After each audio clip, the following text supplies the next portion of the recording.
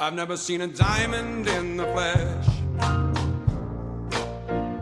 I cut my teeth on wedding rings in the movies, and I'm not proud of my address. We're not just building muscle, we're building men. In the quiet hours, in the unfiltered moments, in the conversations that happen before the world wakes up. This is The Gloom, where brotherhood forms in the dark so we can lead in the light, where vulnerability is strength and leadership is handed from man to man, one story at a time. Our mission is to empower, exhort, and inspire men to achieve their best selves through stories of reinvigorated male community leadership. We bring you weekly interviews with F3 Omaha PAX, ordinary men doing extraordinary things in fitness, fellowship, faith, and leadership, because we believe that every man has a story, and reinvigoration starts when that story is shared. This is the glue in the gloom. Shout out to our sponsors, Exclusively Eye Care, Major T Mortgage, Liberty Core Real Estate, Avior Wealth Management, and Omaha Laser Dentistry. We appreciate their support.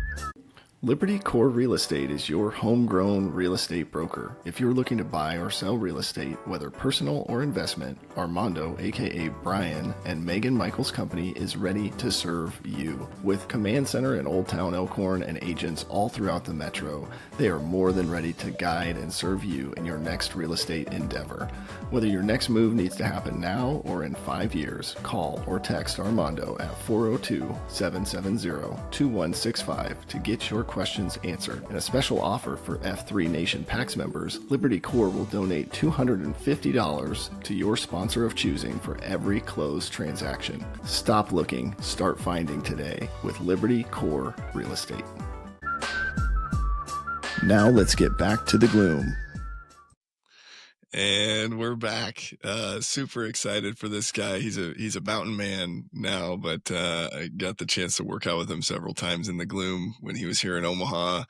Was a site Q at Brickyard, though, into lifting heavy things. We share some former passions for substance abuse, and both in recovery, and have had so many good conversations. Was sad to see him leave, but also excited to just hear about the opportunities for his family as he moved out to Colorado. And if you haven't figured out, I've got Julep on with me today. Man, it's so good to see you. You look good. The beard's looking good. You got the buffalo picture in the background. Huge Bills fan. So, one of my wife's aunts, she actually painted it, and I blew it up and made it a little bit bigger. And this is what people see when I'm at work, and we're having conversations. They just know I'm all business.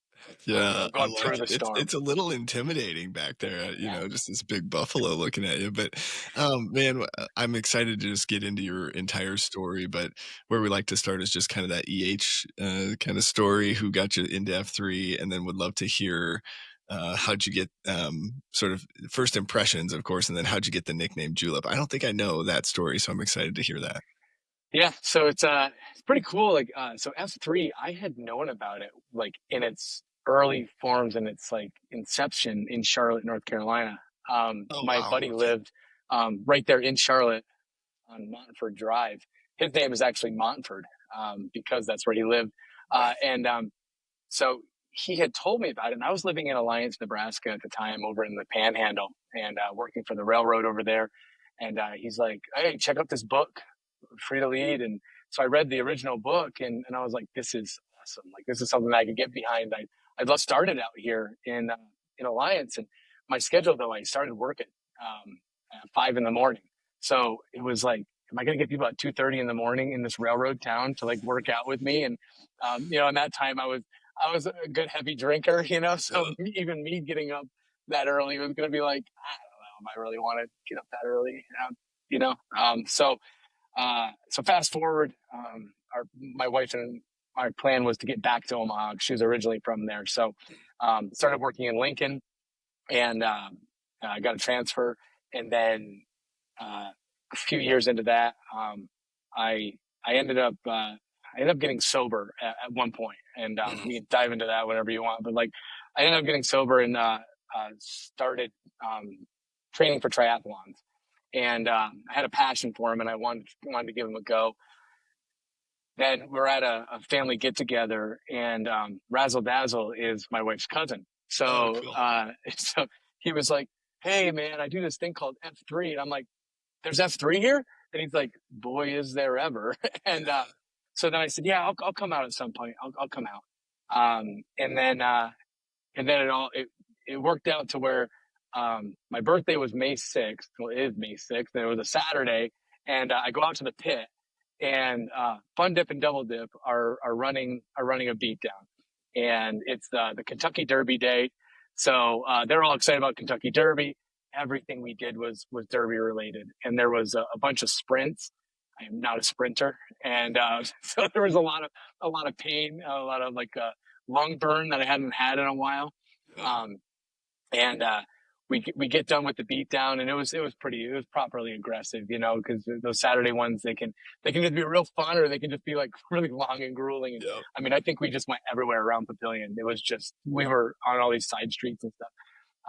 And then I got in the middle, and I mean, there's plenty of ridiculous stories from my past that they could have asked about, but they were just stuck on this was all about the Kentucky Derby. So then somebody said mint julep, and then and then they were just like julep, that's your name, and I'm like, perfect, I'm sober. So Yeah. and yeah, that's how it started, and Yeah. yeah, it's really cool experience, to finally come out and get to one of the beatdowns. And it was exactly like I had hoped it was going to be. That Mhm. was the wild part. Was like I was hoping the guys were going to be awesome. Like I had read in the book, everybody's just good men, just getting together. And it was exactly that. Everybody That's picking cool. each other up, people asking me questions, getting to know me. I mean, yeah, you couldn't have asked for a better group of dudes. That's awesome. I would be curious, do you see your where does like when you think about fitness, fellowship, faith, where does the sobriety piece fit? Like, is it all three? What's that journey been like for you? It's a loaded question. Yeah. It's 100% Let's get all of right them. into it. Yeah, let's get right into it. All right. I just got back from an AA meeting, so I'm an active AA meeting Nice. member, and so anyway, I got sober, and it was and I needed something to fill that void of drinking. So I was like, that's when I said, well, I'm going to do a half Ironman. That's probably what you should do. So let's Right. get to swimming, let's get to biking, let's get to running. I don't have any time to drink because I'm going to be putting so many miles on. So I dove in like head first, really hardcore into the fitness side of things with my sobriety. Um, when I when I ended up getting my 1 year chip, the guy that gave me my chip, he he had said something about me in front of the group, and he was like, uh, "Justin needed fellowship, is what he needed in his life. It wasn't he needed the help to stop drinking, and he needed a higher power in his life, but like he needed fellowship because like I took to AA like just I wanted to be sober and I wanted to meet these people. Their brains were just as messed up as mine. So it was good, fun conversations always ensued. And so like the fellowship part, happened right inside of there, and then the faith came, with it. It was one of those things where it was like I had to, basically what it came down to was that I had to find out that there maybe was a God out there, and I'm not it. And as Mhm.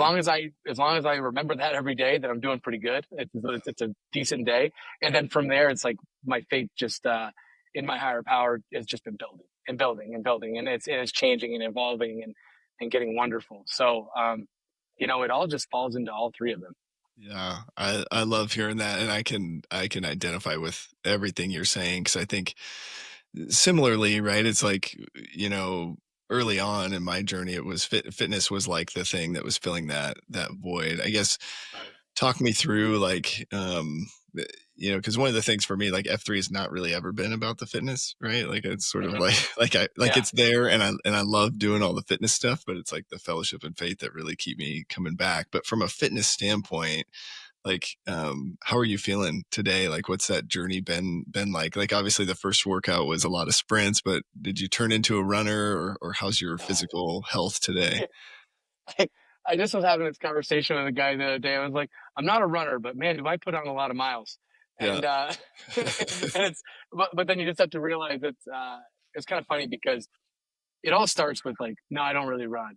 And then you have one guy and I'm like, I love peer pressure and I Yeah. love getting peer pressured.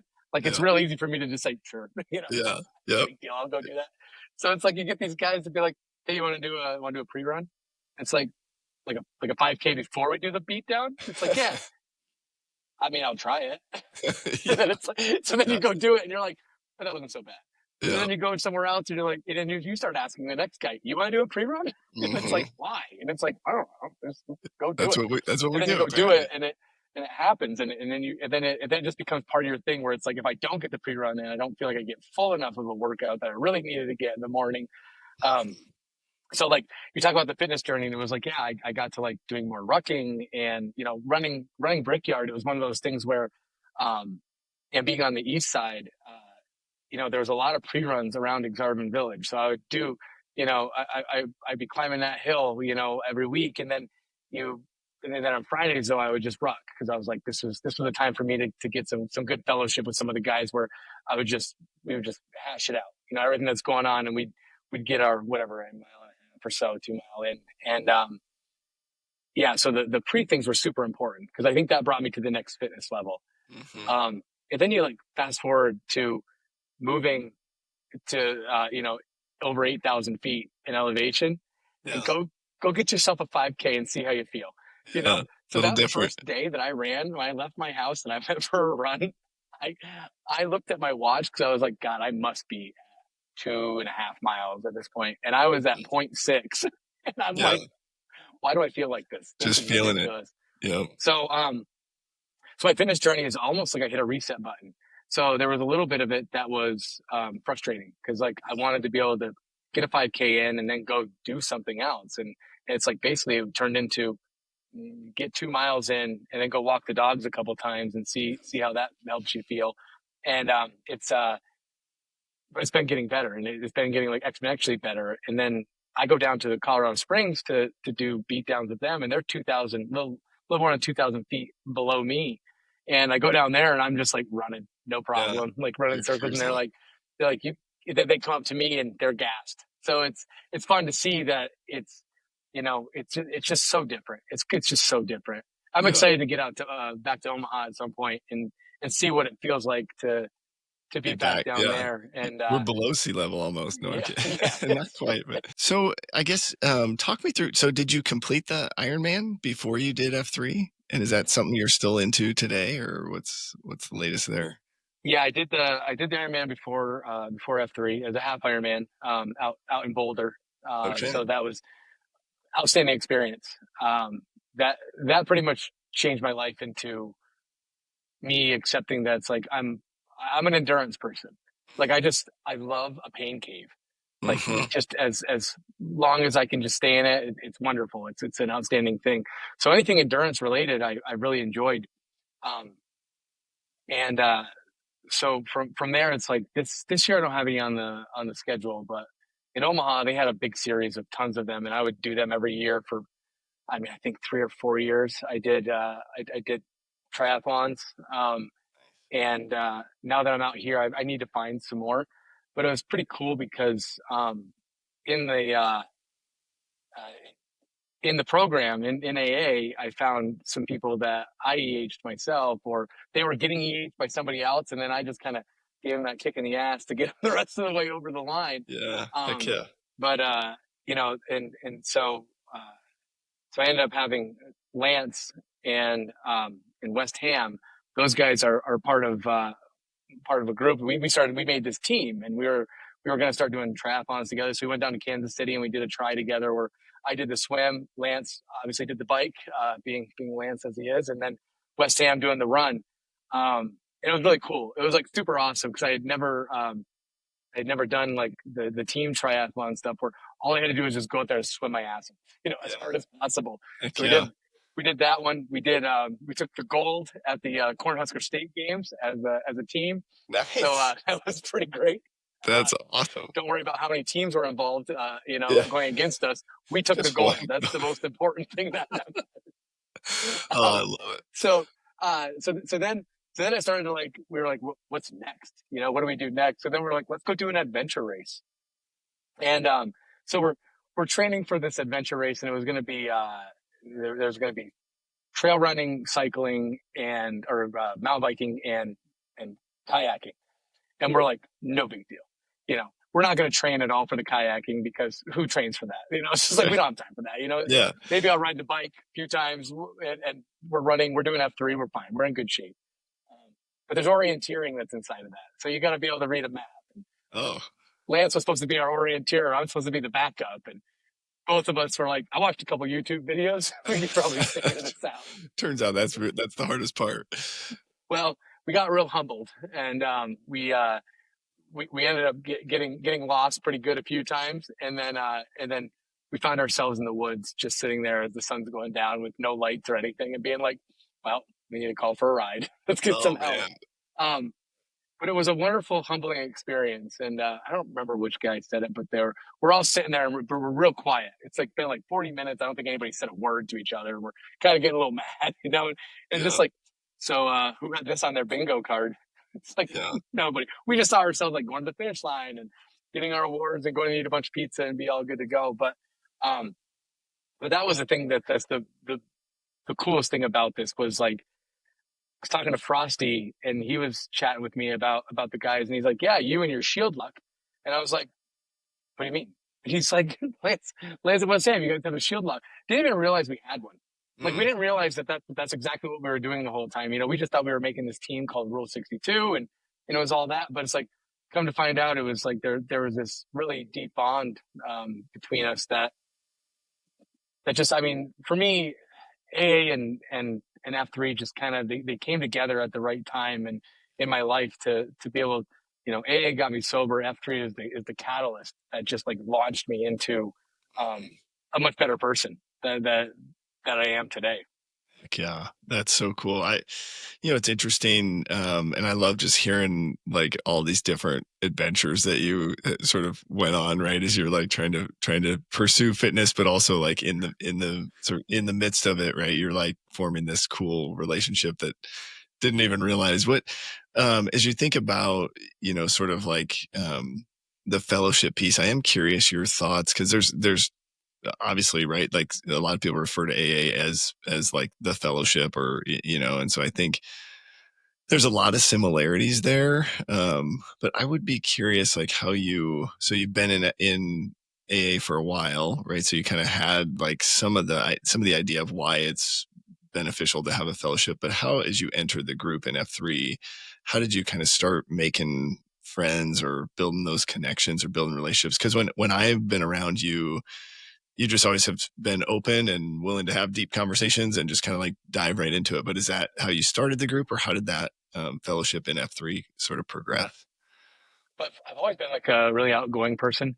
Like, I put a label on it, sure, extroverted. And I've always liked, I get energy. I fuel off of other people's energy, and if I can get them a little bit amped up, then I get a little more amped up and, animated. And I like to just be goofy. And, that's why I say all the time. It's like, and then other people start doing it too. And it's like, it's not like, I'm like, it's not mine. It's all of ours. We get to all as much as you want. And we got the Colorado Springs guys like doing it all the time now too. It's just, it's really, really awesome. But, I just started, I've always been open. So if somebody starts talking to me, then I want to answer the question, but then it's like, I got to remind myself because, I'm not much, but I'm all I think about, sort of thing, Yeah. And That's I got to good. remind myself that, hey, start asking these questions, start asking questions to these people too, and see what they're about. So I was kind of really cognizant, I think, at the beginning to just ask the guys, like,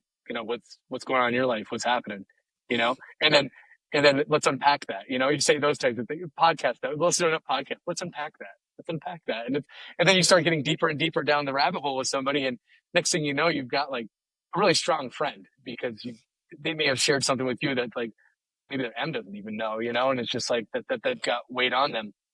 And that's it's the one-on-one moments that you get with somebody. I remember like rucking with bobsled, and him and I just hitting it off really, really quickly with each other. And that's why he passed the flag off to me was because he was just like, I want you to have this thing. And but yeah, he's just one of those dudes that I could unload my deepest, darkest stuff to that guy if I wanted to, and he'd be right there, and same vice versa. It's yeah, I'm not afraid to wear my heart on my sleeve with the F3 guys. I feel safe. I think that's maybe that's one of the most important things is like the safety of it. Like AA, when you're in those rooms, there's anonymity that you got. With F3, it just seems like we're all high impact men that go through a lot of stuff, and we're not afraid to share it with each other because you know, like I've heard a lot on this podcast alone. It's like everybody's like, you didn't realize that guy's going through the same thing that you are. May not be the loudest guy in the group, but he'll come over after and pat you in the back and be like, "Hey, I've been through this. Yeah. It's okay on the other side." So Heck yeah. yeah. Um, Sort of curious and maybe kind of assuming, but coffee and pre-runs seems like maybe where you found those one-on-one moments. Anywhere else you would encourage guys to kind of lean into those one-on-one moments that you found? Yeah, that's pretty much my main thing. And then I found like right as I was leaving, was the East Side sector guys getting together and and just meeting up was pretty good too. Being involved in any of the big stuff that we do, like in the seesaw, um, you know, raising your hand and saying, "Hey, I want to do something here. Like, what can I do to help?" And it's funny because you just got to say something. Like you Yeah. just got to say it. It is not that difficult. If you want to do something in F3, you just say, "Hey, I want to get more involved." Someone's going to hear you. The person that's like constantly involved will hear you and be like, Right. come with Yeah. me. And they'll Yeah. bring There's you to stuff to where do. you're gonna get involved. Yeah. Um, I Yeah. think that's all it comes down to is, yeah, show up to the special events. I think that's important too. Yeah. Go do a triple Murph when you think you can only do one, Right. on Memorial Day. Like go do those things. Go do those stupid things that, yeah. And then when you have all those guys together, it's really just, it's so special. Yeah. There's very few things in this life that's like, it's free and it's just so amazing. And the amount that you get out of it, Yeah. it is one of those things where you really do get what you put into it, you get back, tenfold. Yeah. I would be curious, when you think about like your recovery, and I don't know, for me, it's maybe more like mental health, but how do you see the fellowship piece, just having that safety and those guys you can tell anything to? How has that helped you along the way, along this journey? It just gets it out, Yeah. whatever it is. It just gets it out. Um, I grew up in a house where there wasn't a whole lot of touchy feely. Let's have that conversation. My dad's a tough dude, and like he was just cram it all down and just persevere. Go be a man. It's kind of like what it was, but I've realized now that it's like being a man is there's a it's completely different than what I thought it was as a little kid. It's not how many trees can I chop down. It's how can I be vulnerable at the right time in order to let these wounds heal and help the next guy that's got that problem. Yeah. Yeah, I love that. And I do think the definition, or, you hear a lot of like different definitions of what is it to be a man, or like toxic masculinity, or all of this stuff. And I think the guys in F3 have definitely taught me what it means to really be a man and be, like you said, be vulnerable at the right times. One of the things when I was coming into F3, I started F3 before I got clean, so it was a little bit of a backwards You were game. just flying around. Yeah, my heart rate was in the 190s at those first couple workouts, but one of the things that I remember struggling with was thinking like, oh, these guys are normal. They won't accept me. So I kind of felt like at the beginning I was trying to live a double life. And then once I started opening up about that, it was like 100% support, no judgment, like just love. But I don't know, what was your experience as you kind of opened up to the guys about sort of your struggles with addiction and being in recovery? It was um my like my VQ is where I just laid it out on the line at my COT. I just explained where I'm at in my life. I had a little over a year and about a year and a half of sobriety at that point, and wasn't ashamed of it at all, and so it's just like I looked at it like this: if I didn't had zero feelings that anybody would judge me on anything that I said. I think if anything, it was like maybe my story could help the next person, or Yeah. maybe that person has a kid that's going through something, or whatever. And like that's how I always look at it. Is just I'm there to help the next person. It's not uh yeah, and they're just so supportive. Everybody's constantly supportive. It is such an interesting little cult that we've got. Yeah. It's the Yeah. healthiest cult that I can find, Right. and I'm fine with that, and I'm okay with that. I think it's really neat what Omaha has grown, especially. Yeah.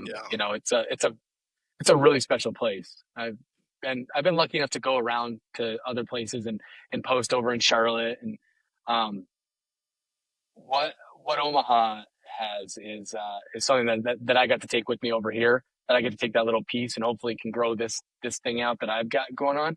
But but even when I was over there, like I could have that conversation with those guys. When I moved here and talked to the Colorado Springs guys, and I said something about being sober, they're like, "Oh, this guy is too," or "Good for you." It's like everybody's just so supportive on whatever it is that we're trying to do. Yeah. It's really neat. So I believe every band needs it, but Yeah. sometimes those sad clowns, it's hard to shake that. Yeah, for sure. Well, the other piece, kind of thinking about fellowship and like the concentrica, always love to kind of hear maybe how F3 has impacted your relationships at home, sort of maybe with your M or your 2.0s. Would love to just kind of hear if there's anything in that space. Yeah. So I was never a morning person. Like I would get up in the morning and I was just a bitch. Like right from the second I would get out of bed, I'm just mean. I'm like, don't talk to me until I talk to you, sort of thing. Yeah. And so now it's great because like I'm up at like 4:15, and it's like I get my stretches in a little bit, um and then I get to go and do this great beat down, and then I come home and I'm like all spry and excited and like a lot happier than I used to be. And so that's different. And then trying to navigate that with the wife, because she would always be like, I would make fun of her with all of her alarms that she's got, and I'm just like, you have like 40 alarms to wake up to, and like I wake up to one, like Mm. one. That's what Yeah. I do. And she's just like, yeah, well, who wakes up in a better mood? And now it's kind of fun because like I'm all like excited, and I just kind of gauge her and see where Yeah. she's at. And yeah, tables have turned. And then with my 2.0, I got a little guy named Hank. He's 5, and I got to bring him to some of the 2.0 workouts. And so his name is Gravedigger because he Oh, loves nice. monster trucks, and it's a sweet name. So Yeah, that's a he great name. yeah, and he like asks me all the time. He's like, "Daddy, when are we going to another one of your workouts?" I mean, so that's what I got to do out here. Is I want to get the other guys down in Colorado Springs and be like, when are we doing a Saturday around 9 o'clock in the morning? Like, when are we doing it? Because the 2.0 workouts that I've done that the guys held over at the pit and stuff, they just bangers, so much fun, and like the kids are getting fitness and you don't even know it. Mhm. Um, so showing my kid, that like daddy does these fitness things. He stays in shape. And my kid's very athletic. I was never a great athlete. Like I played sports growing up my entire life. I played rugby in college, but like not to any like super high level. I was never outstanding. I was just mediocre. Yeah. And this guy just got like a cannon of an arm. And, I don't know he's my kid, but when other people are just like, he throws really hard. It's like, yeah, and he's super accurate. Like just showing him that like, daddy does these things. And now that we live in the mountains and it's like just going for bike rides all the time and staying constantly active, it's showing him that that's what he can do. He can be like that his entire life. And, that's my plan is to stay in fitness as forever, Yeah. I don't want to get rickety and, I was, some of the wheels are falling off a little bit, but you patch them back up and you get back Yeah. out there. Yeah. Well, and just, I think it's so crucial to do like bring them with you. I've as we've added more kids to our flock here, the number of times I can post is less, but I'm constantly finding ways like, can I bring them with? And maybe that means I don't go as far or as hard, but at least just getting them outside. There's something about being outside and in creation and just soaking it in, but I love that you're doing that.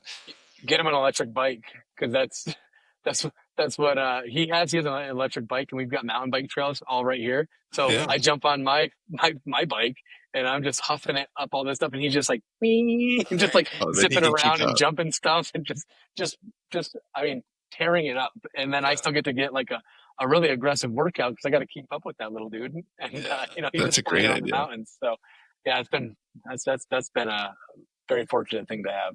Heck yeah.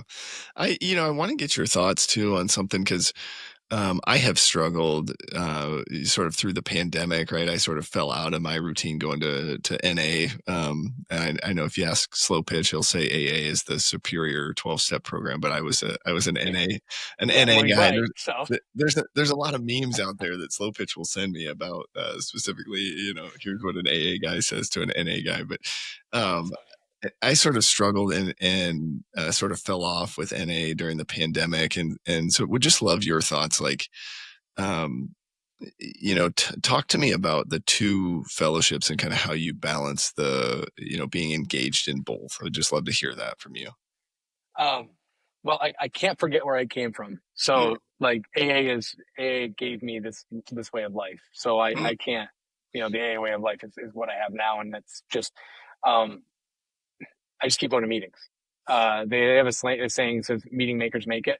So I listen to old dudes, like I listen to these old dudes talk, Yeah, and I've always loved old people. Like just anybody that's my elder. I grew up like with my dad. He would always take me everywhere before I was in kindergarten and stuff. I was always around older folks like my entire life. So I've always had like a lot of respect for them. And in AA, there's a lot of these old timers, and it's like, and I love the crotchetier, the better, yeah, like the more angry they are. It's like, I don't necessarily want what you've got, but like, you stayed sober this long. So how does it work? Like, how do you do it? And it's like, keep going to freaking meetings, It's just like, yeah, I do 90 and 90, and then I do 90 more. And it's like, yeah, okay, that's one way to do it. And, so, so that's where AA always has to fit into my life. When I moved out here, like one of the first things that I did within day 2 of being here was like find my meeting place, and I did. And then within 2 weeks, they made me a chair for the Monday meetings at noon. So they're nice. like, "You want a chair meeting?" And I'm like, "Been here 2 weeks." They're like, Just got here. Yeah, "Yeah, you got this." So, and that's where F3 comes in, right? Is because like it's leadership. You get thrusted into these leadership things. So I was like, "Cool, yeah, no problem. I would be honored to chair that meeting." And then, you know, and, and like I said before, it was like getting sober was super important, but then it, it was almost like a plateau of like, well, what's next? Like, what's that next thing? And that's where F3 came in at the perfect time for me to grip it and just be like, all right, let's go. It's almost like you're involved in a sports team, but you're not. It's like that guy said, it's all about fellowship for me. It's all about like just being around good people all the yeah, time as much as possible. It put me in a good mood. Doesn't matter what kind of mood I'm in. If I show up to a beatdown, I'm probably going to be pretty happy at the end, giggling, laughing, and saying dumb things. Maybe inappropriate, and it's just yeah, having a good laugh with everybody, especially in cafeteria. But it's like, yeah, I think it's easy enough for me never to forget where I came from. The AA is the thing that got me where I'm at, and that's my foundation. yeah. And then everything else on top of that, it's how I can build my the F3 empire from there. Yeah. That's interesting. I wonder if for me, because I started F3 first, that maybe that's like my mind is like backwards on that. Struggling, where did I come from? But I don't know. Where do you find it's? But I melded the two together. I literally took like two of the guys in AA and was like, and you're part of this over here. Like, Yeah, yeah, yeah, I just started thieving folk, and yeah, and it's kind of interesting too that when you go to like an AA function, like I went to the big Cornhusker roundup. I go to an AA function, and it's like I see 2, 3 dudes from F3 that I didn't know were sober, yeah. and I'm like, hey, I and know they're you. like, Yeah, hey, and I'm like, I didn't know, and they're like, Alcoholics Anonymous, it's kind yeah. of one of those Right. things. It's like, cool, all right. The second A. Yeah, Yeah. yeah, Yeah. Um, but yeah, so there's a lot of overlap there, but it's like, I don't know, maybe it's just because I started to pull people from one area to the other. And, yeah. I've yet to pull anybody from the F3 world over to this side. So yeah, you're an interesting interesting cat that came in hot. It was like, Yeah, I don't know. I fitness. I am curious if you had this experience, but I think when it's like in your addiction, you do so much destruction, right? And so then I remember just feeling like I'm a piece of crap, right? Like and then you get into F3, and I remember like I got to launch a site when I was only like 2-3 months clean, and so then it was just this like, are you sure you guys trust me? Because nobody else in my life trusts me right now. But I don't know, did you have any experience like that, or maybe not, just because of the timing between the two? I created a lot of wreckage through my drinking. I think the hardest part was that was how much I hated myself before all of it. Like like inactive using and stuff like that. I I was always depressed. I was always and I was always just trying to mask it. Just drink and we can forget about it. Drink. I don't have to feel anything anymore. I fought depression from like pretty much 16 on to when I got sober. Just heavy bouts of depression and dark thoughts, dark thoughts. Just didn't want to be here anymore. Hated myself so much. And tried to do things about it to not be here, and luckily failed attempts at that. Um, but uh, but then AA taught me that I actually do like myself, you know, and then F3 taught me, hey, I actually love myself, and so they go hand in hand. They go together, and it's like I don't ever want to feel those shitty feelings again. Like I never want to feel like that again. I want to be able to look myself in the mirror. I couldn't do that. It's like I couldn't even look myself in the freaking mirror towards those last days of just drinking. And when I did, it was just like, yeah, I'm a piece of shit. Like who would want to hang out with me? Who would want to be with me? I know exactly what you're saying, like how you felt. No one's going to trust me with this. Like towards the end of my drinking, I got a promotion to like running this whole entire shop. And I'm like, what are you doing? Do you know who I am? I'm a complete train wreck. Like, Right, I'm half in the bag coming in here, man. Like, right, yeah, the night before. And you want me to run this whole thing? Um, but then it was like after quitting drinking, like all these positive things started happening for me. The promises that AA tell you like start happening and good things are going on. And it's like, you guys work these steps and now I can not feel like a piece of trash. So I think it's just yeah, a really neat thing to be able to look in the mirror today and be like, hey, yeah, I got flaws. Who doesn't? I'm okay with them. Like I've never yeah, been okay with my flaws. yeah. And it just seems to get better. Yeah, and I think what I've learned too is you have now a bunch of friends that are also okay with those flaws and love you too. Like that. I never imagined, right? Because I was trying so hard to earn acceptance and belonging, and by like being somebody that I wasn't, and so just being able to like have that validation that like I don't need to change who I am to, it's just, I don't know, it's mind blowing. The other thing that I think is maybe unique, but it's so like the F3 concept of a whetstone, right? Is something that just naturally in the AA setting, like you get a sponsor, right? And then you work with that person, but talk us through that. Like if you were to maybe share with guys like the value of having that type of relationship, like why should a guy go get a whetstone or a sponsor? What would you say there? You got to have somebody that can. Well, when it comes to AA, you got to have somebody that knows some deep, dark stuff about you. I think that like that right there just presents the trust. Um, I my first sponsor just passed away about a month ago, so Oh wow. I had to find somebody else, and that first guy that I picked was just like he was my dude. Like Yeah. he got me sober. Between him and my higher power, and it's like, but the but I think there's something that happens. There's something that clicks over in the psyche, and when you share some heavy stuff with somebody, that there's a bond that gets created that's unbreakable, because you're trusting them with it. And the dudes in F3, you can trust with that type of stuff, and you find somebody that's. I mean, it's probably gonna happen way organically in F3, AA is more like they tell you, get yourself a sponsor, Yeah. have a Yep. sponsor. So when I lost mine, I knew I had to have somebody else, and I was trying to find the next person in line that I could pick. And well, lo and behold, like my HP put somebody in front of me right here in town, and that was like him and I clicked immediately. We're very similar.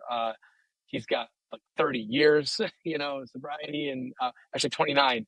Because when I got my sponsor, he had 29 years, my first sponsor. And I was like, I just pick people that have 29 years. Like, that's what I That's the generally do. thing. Yeah. So, yeah, there's a lot of interesting parallels that are pretty rad. But but I think, without that, though, I was starting to spiral, like Mm. without a sponsor here. I could talk to my guys in my, in Rule 62. I could talk to those guys about stuff, but there was something missing. And I don't know how to explain that piece of it, but like when I got this sponsor and he told me do X, Y, and Z, my life changed out here. I mean, it completely shifted because I wasn't depressed. I was just kind of like, okay, I just made this really big goal. Like, this is a 5-year goal to move here, and then it happened, and then it's like, okay, we're here, and I'm Yeah. a goal guy, so I'm like, now what? Yeah. And it's like, oh, just get your shit together. Like that's what it is. Like you just enjoy for a moment, and like make sure that you're making the right decisions and stuff like that. And working the steps that I need to. I think it's just somebody to call you out on your BS. Yep. Hey, am I being mean to my wife? Am I in the wrong here? Because dudes in F3 will tell you if you're wrong. Yeah. People in AA, no problem telling you you're wrong Right. because you're always wrong. That's the answer. Right. It's like, what's your part in it? Well, no, they got a problem. It's like, no, what's your part in it? And it's like, I'm not very friendly right now. So, Yeah. yeah, super important. I love it. Are you or someone you know in the market to buy a new home? Well, if so, check out Major Team Mortgage. They specialize in home purchase and refinance home loans. Their mission is to purposely empower people to experience their good life through building wealth with real estate. Showing up in the gloom is no different than showing up for a conversation around your future of building wealth with real estate. Join the action economy and get in the game with Sasquatch. Text or call John at 402-212-0149 to schedule a time today. Individual NMLS number 1393750. Company NMLS number 2478164. Equal housing lender. Well, I also really appreciate you've mentioned, you kind of shared at the beginning, right? Sort of the AA definition, right? Of like finding something bigger than yourself, which is very similar, I think, to the sort of F3, what we consider faith. And you've mentioned your higher power. Would love to just kind of hear you talk us through your journey from a third F perspective. What's that looked like over the years? Yeah, it's interesting. I grew up Roman Catholic, and I was an altar boy and did the kneel, sit, stand, kneel, sit, all that repeat after me stuff.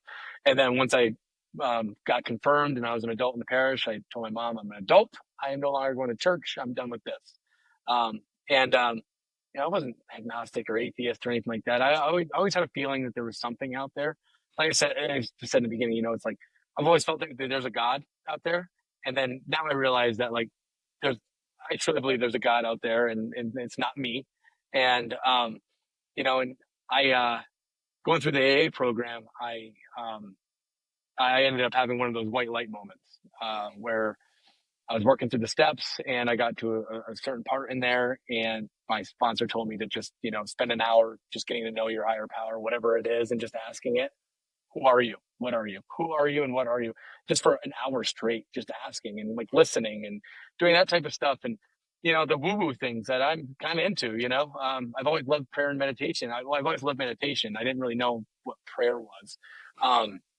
And so I had that moment one night where I just felt like this energy field like come around me, and there's like purples and blacks and greens and like a galaxy just like enveloping me in like this warmth of like love and compassion and me being able to forgive myself for like all the shitty things that I did in my life. And it was powerful. It was very powerful. I woke up the next morning different. Like I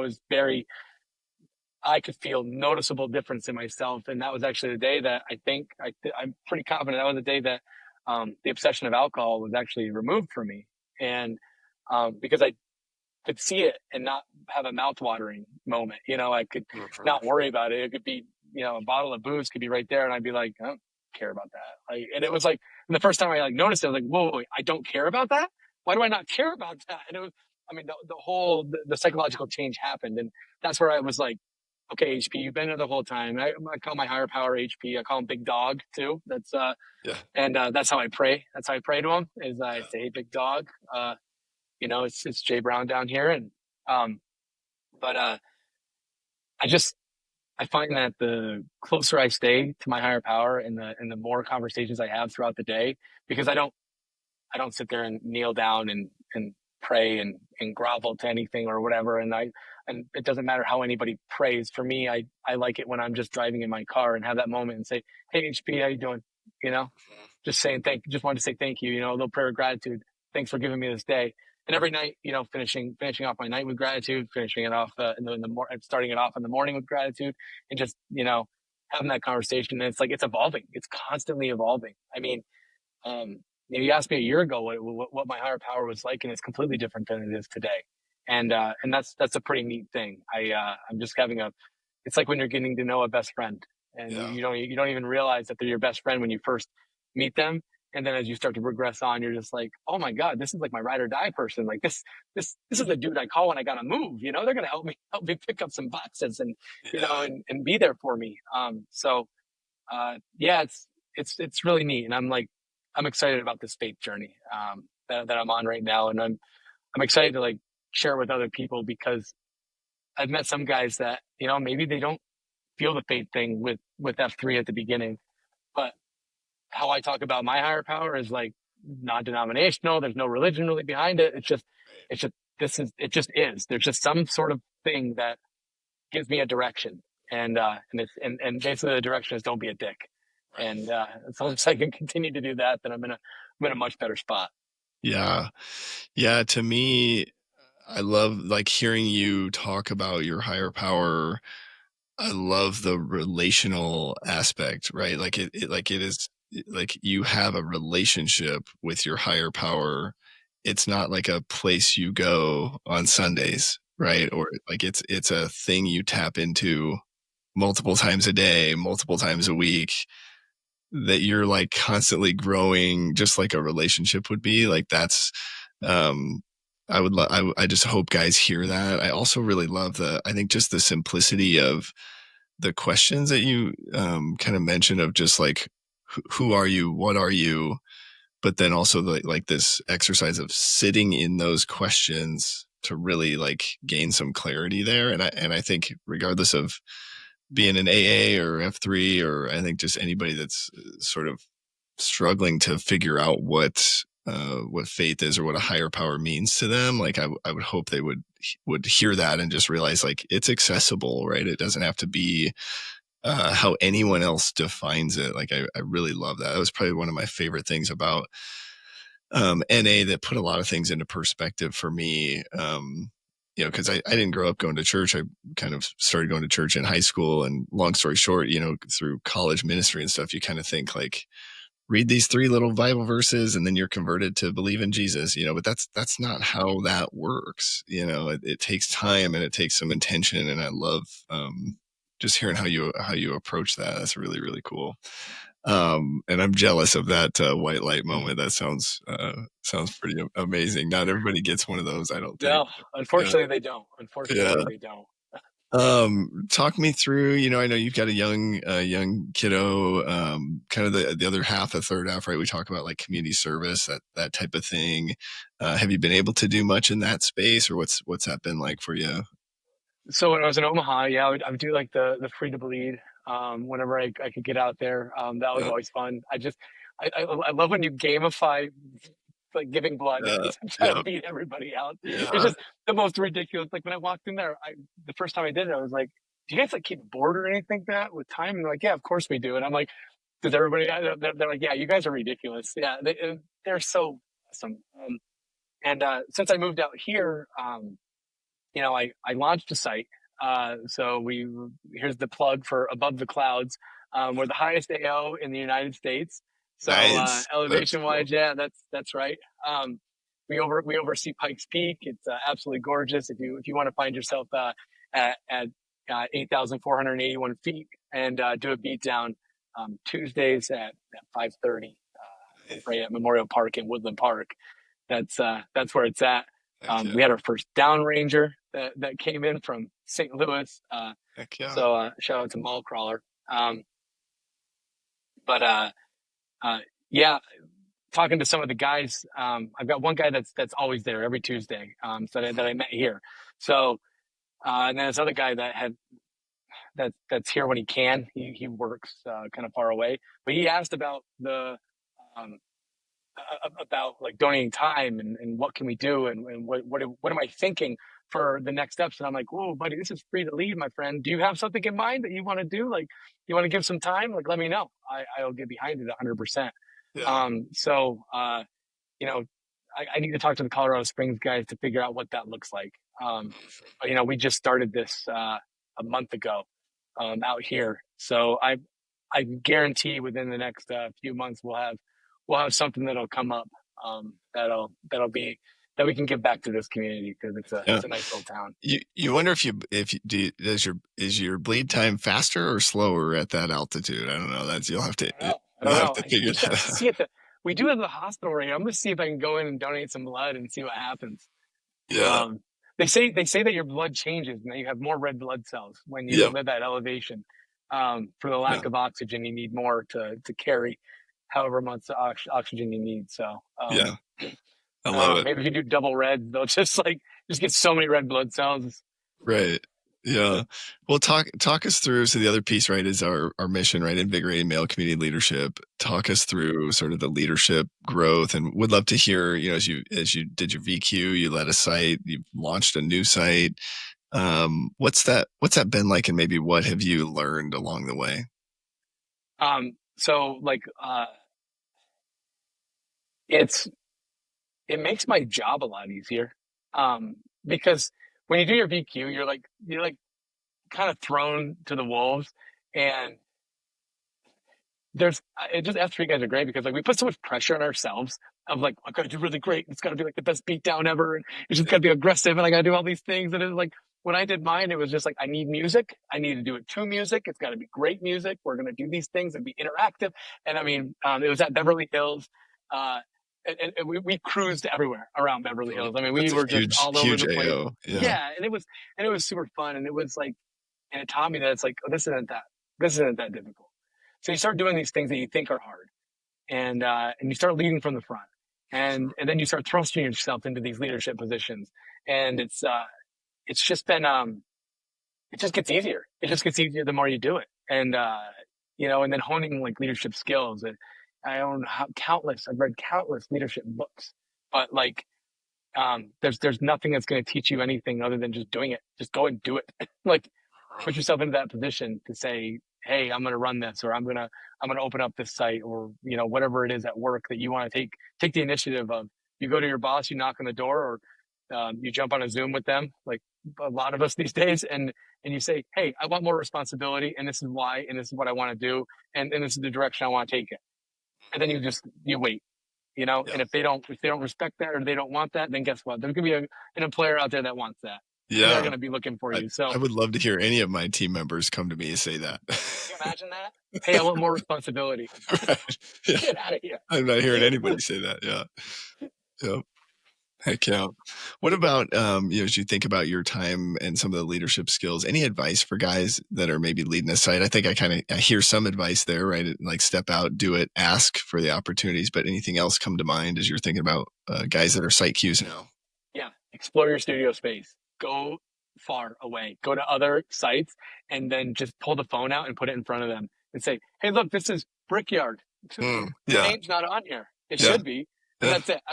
That's how I would do it to people. And it was funny, You're just like, I just go to these beatdowns and just slide my phone in front of them. Everybody knows what PaxNet looks like. So it's just like, they're like, you did that at the Shovel Pass when you got the flag. I remember. I think that's how you got me out there. Everybody. That's like the best place to do it. At the Shovel Pass, you can probably get like 2-3 months full right there. Polaroid was like the king at it. He was super good at just like going somewhere and just he would just put people's names on there, I think.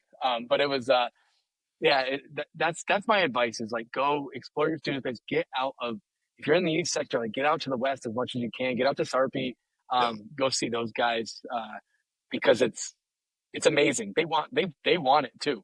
They want to come to other places. That's how I, it's like what I did to Lot Lizard was, I started going out to other places and he was like, and then all of a sudden he started coming over to the east. I'm like, what are you doing? He's like, hey, you inspired me to come over here. And I'm like, it brought a tear to my eye. I was so happy. I was like, this means a lot, man. Like, and that's what you do for each other, Heck in yeah. this group. It's just amazing.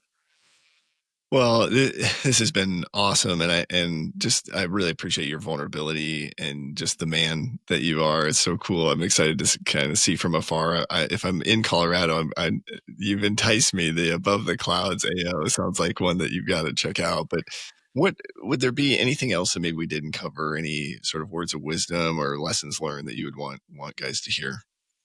Um, I think one of the best things that I've learned is that like is being in gratitude on stuff, and like starting my day off with gratitude and ending my day with gratitude. Yeah. No matter how like rough of a day that I had, like there's some sort of psychological thing that like when you're in gratitude, you can't be angry. And I dealt with a lot of anger issues in my life, so um, just taking my time to do a true honest gratitude list and then sending it out to my buddies that I've got. If you got a shield lock or if you don't have a shield lock, it's amazing what can happen if you just send a gratitude list to one of the guys in F3. See what happens. Just keep sending it to him every single morning. See what happens. You're probably going to get something back that says, "Well, I'm great. I'm grateful for this today. This hot dog was awesome." It doesn't matter what it is. It's just like I think living in gratitude is really helpful. Heck yeah. I love it. That's solid advice. I'm going to try to do that. Kind of where we like to land too is just current state, right? Obviously you've moved, how long have you been out there now? 6 months? 3 months. 3 months. Okay. Yeah. Where do you currently need prayers, support, encouragement? For the sad clowns that are here in Woodland Park in the surrounding areas, that they can find us. I just put an ad inside of our local paper here, and I just saw it today. I opened it up, and it's right there. And I'm like, oh, showed my wife. We're walking the dogs, like, check it out, it's in there. So, and we pray for that every time that we do a beatdown. We've been doing Monday Murphs, so like that elevation is different. And then Fridays we try to do maybe a pop up or something like that, or I go down to the springs. But it's like just try to find these people, drum up and let them know what this is, because there's a lot of ex-military people that are out here, a lot of ex-special forces guys, and if there's one thing I know about them is there you can find a lot of sad clowns in some of that group, because they miss the camaraderie, they miss the fellowship that they used to have in their squads, platoons, whatever they were in, and they can have that again, with these beatdowns. So that's what we're trying to find. So if you guys want to send some prayers out for them to find us, and that'd be outstanding. I love it, man. Well, thank you again so much for just your time and just for who you are. I love your story. I know other guys will love hearing it too. So we'll do a little Namo to end us. I'll start us off here. Brandon Fleehardy, 39, The Plague. The Plague. Jay Brown, 41, Julep. Julep. Yeah. Love it, man. Thank you so much. This has been great. My pleasure. Thank you.